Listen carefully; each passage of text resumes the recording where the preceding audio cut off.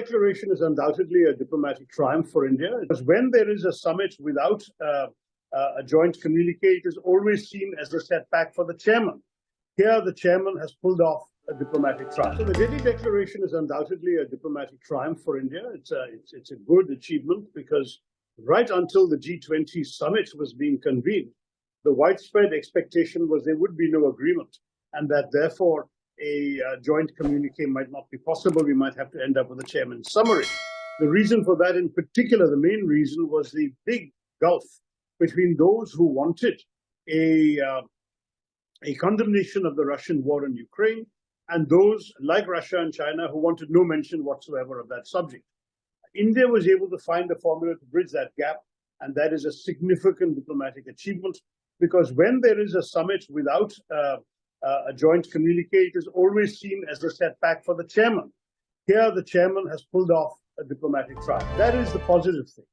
But the overall presidency has been different from previous presidencies, and there are both good and bad elements in it. With the G20 summit itself, we saw two very disappointing developments. One was the complete exclusion of the public interest from the summit. You found, for example, the shutdown of Delhi for 3 days, with great difficulties caused to daily wage workers and others who had no income for those days. The attempt to hide poverty rather than to deal with the poor and assist them during this difficult time. This was really disappointing. The second negative in terms of the summit itself was the complete failure to accommodate the opposition. The same spirit of accommodation and conciliation that we saw in achieving the declaration was not extended in the domestic concept, in the domestic context, to Indians. The leader of the opposition was not invited. The opposition members of parliament were not invited, not even the members of the relevant parliamentary committees dealing with foreign affairs.